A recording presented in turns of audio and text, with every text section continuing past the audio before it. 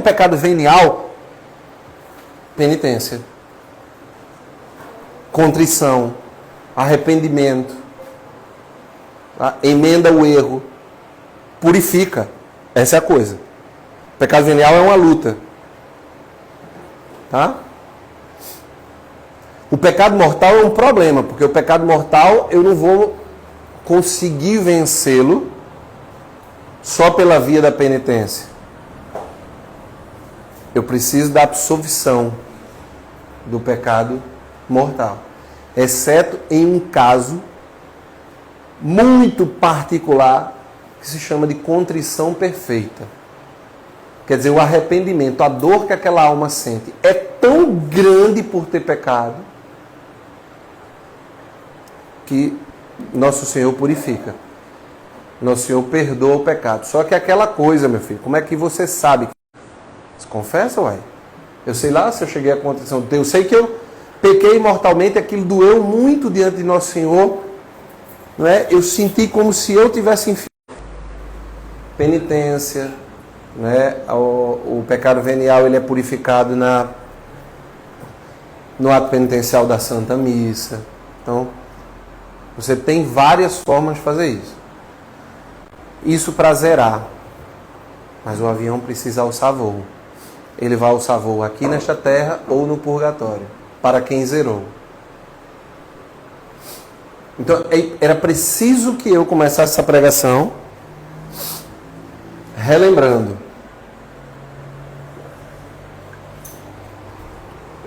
O primeiro obstáculo à santidade é não saber o que é ser santo. Por quê? Porque a gente confunde santidade com um bocado de coisa. Por exemplo, eu falava semana passada, os protestantes confundem santidade com fé. Né?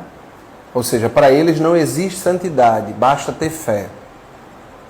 E aí você vai para o céu. Os maçons modernos dizem, não importa que fé você tenha, basta que você seja uma pessoa boa. Seja uma pessoa boa e você pode acreditar no que você quiser.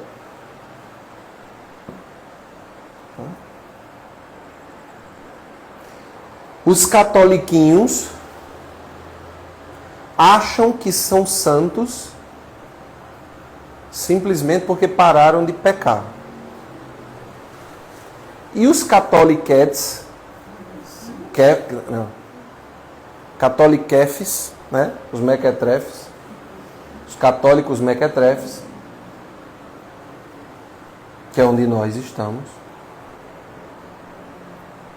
achamos que já estamos no caminho da santidade, sem termos nem abandonado os pecados. É pior ainda. É uma... Assim, Jesus, né? Mas vamos lá. Então, o que é ser santo? Ser santo é ser alguém cujas ações não são explicáveis, senão observando que só o Cristo nessa pessoa faria com que ela agisse dessa forma. Um santo é alguém cujas ações só são explicadas em Deus. E a santidade é esse amor profundo por Deus que me leva a me unir de tal modo a Ele que faz com que eles vivam em mim. Deu para entender, não?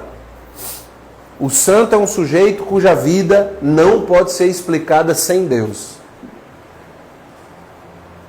Se eu olho para a história de Lindalva e eu consigo explicar a história de Lindalva a partir da história dela, não é santa ainda. Tá? Só dá para explicar as ações daquela pessoa por Deus, em Deus. E a santidade é o fruto da graça divina que me leva a amar tanto a Deus, que eu me configuro tanto a Ele, que Ele passa a agir em mim. É muito engraçado, porque quando a gente começa, veja, nos nossos amores humanos, que são amores imperfeitos, quando a gente começa a amar alguém, a gente começa a pegar os trejeitos dessa pessoa. Não é assim ou não? A gente começa a agir como ela. A gente começa a rezar como ela. A gente começa a andar como ela. Né? Estão entendendo? Né? Só que esse é o amor humano. Está entendendo? É o amor que não importa muito, não importa muito. Não importa para mim imitar Charles, importa para mim imitar Cristo. Não importa para mim falar como Charles fala. Importa para mim falar como Cristo fala. Não importa para mim agir como Charles age. Importa para mim agir como Cristo age. Não importa para mim pensar o que Charles pensa. Importa para mim pensar o que Cristo pensa. E é exatamente por isso que no versículo 5 da leitura que nós fizemos, São Paulo diz aos Filipenses: haja entre vós o mesmo sentir e pensar que há no Cristo Jesus. Olha, entre nós, dentro de nós, à minha frente, atrás de mim, abaixo de mim, acima de mim, do meu lado esquerdo, do meu lado direito e dentro de mim, o pensar e o agir de Cristo esteja dominante. Deu para entender?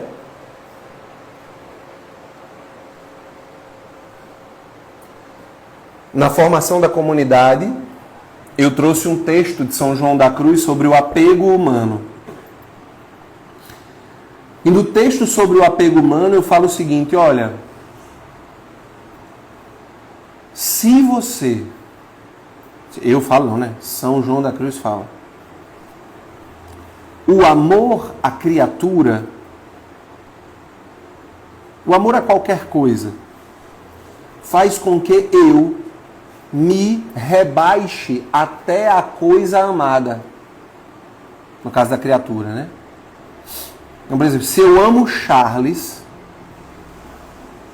tá? Se eu amo Charles, eu me rebaixo a Charles.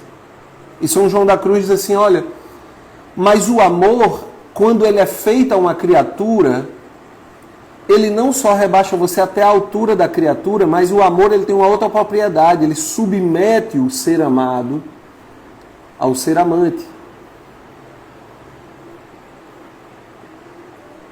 Olha, o inverso, né? O ser amante ao ser amado. Quer dizer, se eu amo a Charles, na hora que eu amo a Charles, eu me rebaixei até ele.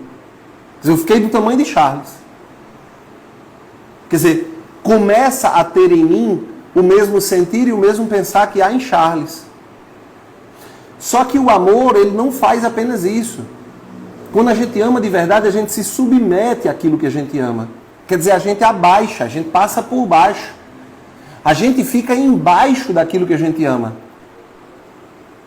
É por isso que São João diz, olha, o amor à criatura é muito danoso a uma alma. Por quê? Porque abaixa aquela alma à altura da criatura e rebaixa abaixo da criatura, submetendo aquela alma àquela criatura. Por isso que a santidade é o amor a Deus E eu, então, de certo modo, prestem atenção, tá? Prestem muita atenção. De algum modo, eu me igualo a Deus.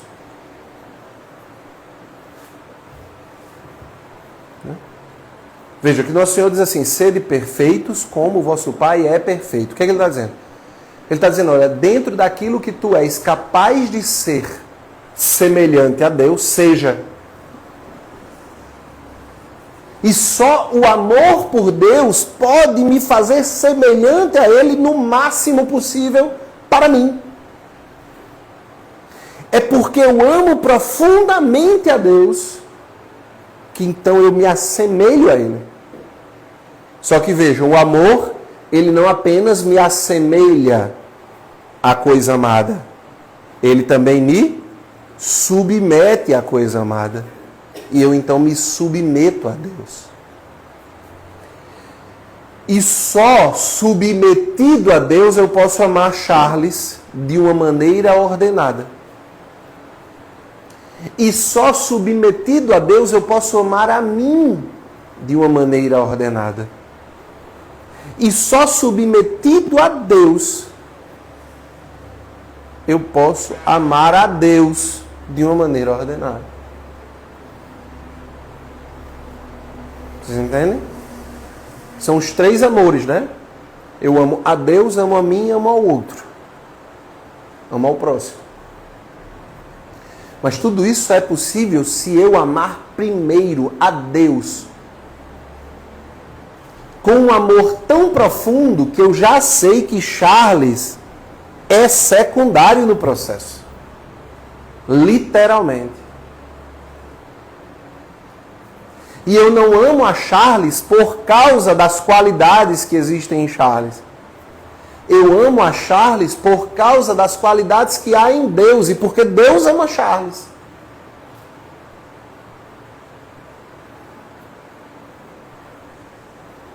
Quando eu pergunto a alguém,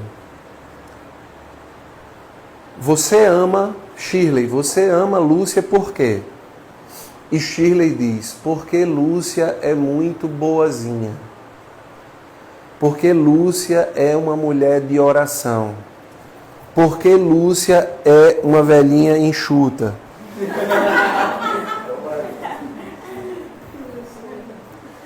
Eu estou dizendo que eu amo Lúcia por qualidades dela. Vocês estão entendendo? O que é que acontece? Quando as qualidades de Lúcia, por alguma razão, se perderem, eu também deixarei de amar Lúcia. Porque eu amava Lúcia por causa do que havia nela. É um amor frágil. É um amor que está em profundo risco. Porque está submetido, está arriscado à fraqueza que há nela. E ela pode cair a qualquer momento. E eu então deixarei de amá-la porque ela caiu. Mas se eu a amo por causa de Deus... Não. Ela cai e eu não deixo de amá-la. Ela perde as qualidades e eu não perco o amor. Porque Deus não perde o amor por ninguém. Que haja entre vós o mesmo sentir e o mesmo pensar que há em Cristo. Que vocês se assemelhem, que nós nos assemelhemos tanto a Cristo, que o nosso pensamento seja o pensamento dele, que o nosso sentimento seja o sentimento dele. E como é que eu sei, Nayane, que eu penso e sinto a mesma coisa que há em Cristo? Quando as minhas ações vierem a ser iguais a dele. Eu não consigo medir o sentimento de ninguém, nem eu consigo medir o pensamento de ninguém, mas eu consigo olhar o comportamento, os atos Deu para entender?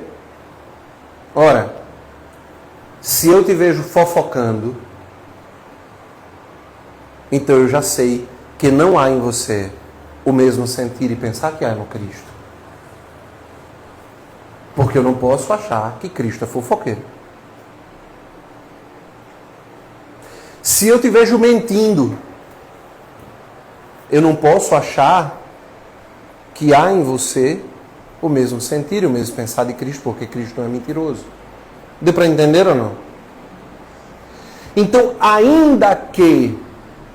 Aqui é para você, tá? Você avaliar você. Ainda que você ache que você está em Deus e que o seu coração está em Deus, né? Corações ao alto. A gente responde na missa. Deus nos perdoe. O nosso coração está em Deus. Ainda que você pense que o seu coração está em Deus, porque você reza, porque você adora, porque você vai à missa, se tu mente, se tu fofoca, se tu sente inveja, se tu é covarde, se tu tem ira no teu peito, se tu é invejoso, se tu é guloso, se teu pensamento é cheio de luxúria,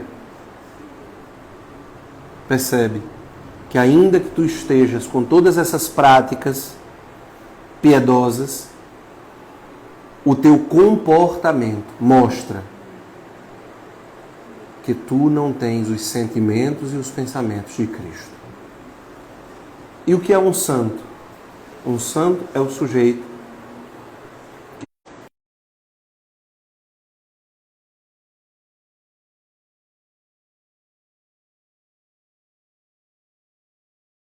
eu fui confessar um sonho.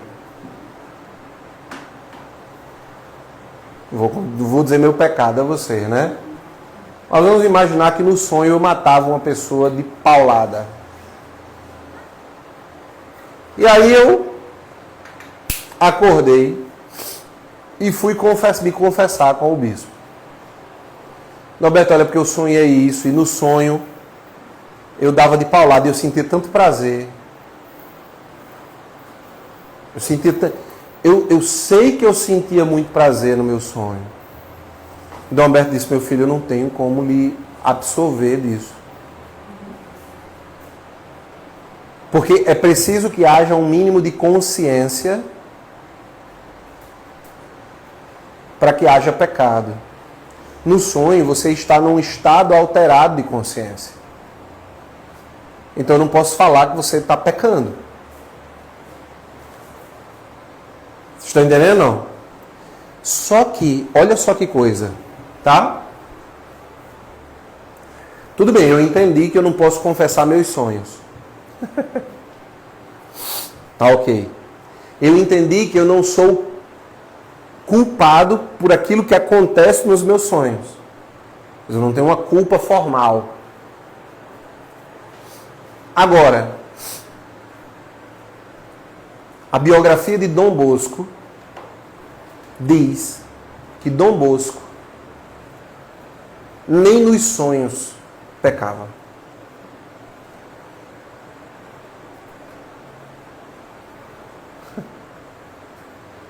As tentações apareciam para ele no sonho e ele combatia as tentações no sonho como ele combatia as tentações na vida, acordado. Essa é a diferença de um santo e de um mequetrefe. Essa é a grande diferença. Eu não estou dizendo que quem sonha cometendo um pecado está pecando. Eu estou dizendo que quem sonha cometendo um pecado ainda não está totalmente ordenado. Ainda não tem o mesmo sentir e o mesmo pensar que Cristo Jesus. Vocês entendem? Isso é ser santo. Andrei, mas é só isso? Não. É por isso que é o mês inteiro de pregações na quarta-feira sobre santidade. Então não reduzam minha pregação. Ela tem uma continuidade. Mas, assim como você pode ter um choque, né? Se aumentar a velocidade das gotinhas do soro no hospital, né? Como é que é o nome do choque? É? Tá. Você pode ter um choque se começar a descer muito rápido o soro na sua veia. Eu também não posso botar muito rápido tudo. Aqui, tem que ser gota a gota. Gota a gota. Hoje eu queria que vocês entendessem o seguinte, que o santo, ele tem o mesmo sentir e o mesmo pensar aqui no Cristo. Ele quer a mesma coisa que o Cristo quer, ele deseja a mesma coisa que o Cristo deseja. Ele raciocina como Cristo raciocinava. Claro que com a limitação dele própria, ele não é divino, ele é só humano, santo. Cristo tinha a divindade, quer dizer, fazia com que ele fosse bem superior, obviamente. Né? Mas o santo pensa como Cristo, sente como Cristo, raciocina como Cristo e, por conseguinte, se comporta no mundo como Cristo. Por isso que São Paulo diz, já não sou eu, é Cristo que vive em mim. Amém? Vamos pedir a Deus então, mais uma quarta-feira, que nos faça santos. Vamos nos preparar. Dessa vez eu acho que a gente vai ter que empilhar as cadeiras, né? Para que a galera possa entrar.